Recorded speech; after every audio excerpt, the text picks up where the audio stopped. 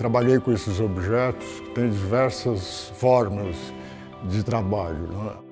Talvez a fonte disso seja o objeto Rouvet.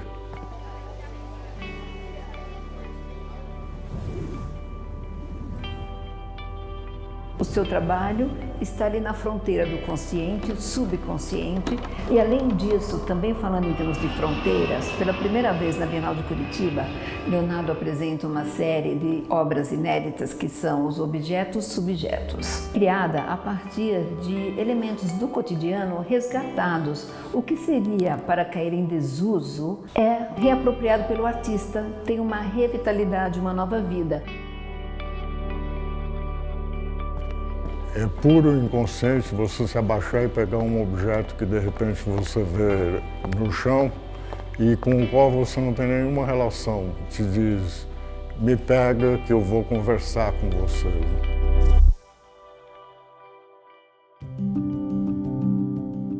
Isso aconteceu, por exemplo, nessa questão do arame de garrafas de vinho espumante. O conteúdo era tão explosivo que não bastava ter uma rolha, precisava ter um arame para segurar a rolha. Eu achei muito parecido com questões do inconsciente que você precisa aprender com uma forma ou talvez até com duas. Eu coloquei todos juntos, né, depois que eu já tinha uma certa quantidade, e me pareceu que eu estava falando de uma coisa coletiva, de indivíduos muito parecidos, mas não idênticos. Eu quis deixar claro que o coletivo é formado de vários grupos e dentro desses grupos coloquei algumas identificações que mostram que dentro dos coletivos existe um outro pequeno coletivo, cada vez menor até se reduzir a um único indivíduo, né? O que permite que cada ser humano seja diferente. E a obra do Leonardo, nesta Bienal, está no contexto dos países dos BRICS. Então nós temos uma vasta representação de artistas do Brasil, da Rússia, Índia, China e África do Sul. De uma forma inconsciente, a produção do Leonardo Cossói atual está muito alinhada com o contexto internacional da arte contemporânea, as fronteiras em aberto. Nenhum desses objetos que estão aqui são colados, nem pregados, nem tem nenhuma outra forma de junção a não ser o magnetismo.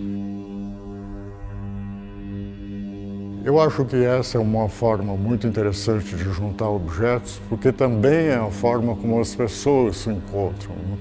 Ela existe e as pessoas reconhecem isso na medida em que param para conversar ou para ter uma relação mais importante.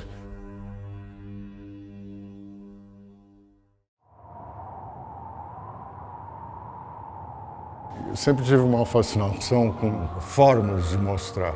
O teatro é uma caixa com a característica de que você tirou uma parede para permitir que as pessoas olhem para o que está acontecendo. E o artista cria aí uma nova narrativa, cria um novo cenário, como um diretor de um teatro.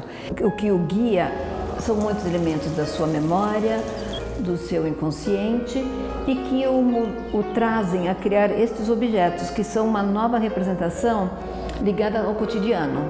E esse cotidiano emergente ou não, que vai estar ligado a uma memória remota ou à atualidade. Esse teatro vitrine se refere, tenho que dizer, da democracia, né? Embora seja uma coisa que parece muito vaga, mas de todas as questões ligadas a esta forma de liberdade e que hoje está um pouco cambaleante, né? É bom que a gente não se esqueça que não foi fácil chegar até aqui. Então aqui tem formas de comunicação, né? Como essas válvulas que serviram para os primeiros rádios, com a voz do povo. Muito importante é a campainha do alarme, né? Que ela tem que estar tocando o tempo todo para a gente se lembrar que a democracia não é natural, a democracia é uma coisa conquistada.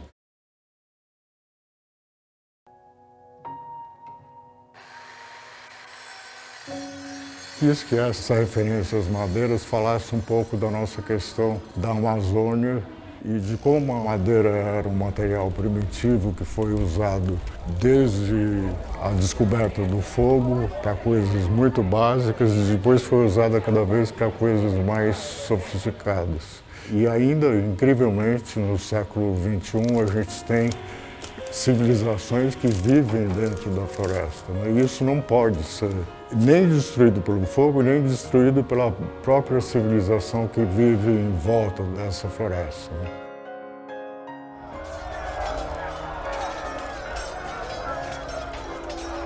Essa instalação veio de um objeto ver que foi um isqueiro que eu achei na praia na Grécia, mas depois eu achei outros objetos. Aproveitei para falar da questão do fogo e de como o fogo foi importante no desenvolvimento da humanidade, né? A partir do fogo, os homens começaram a se alimentar com mais carne e, portanto, a comer mais proteínas. E isso fez com que o cérebro se desenvolvesse.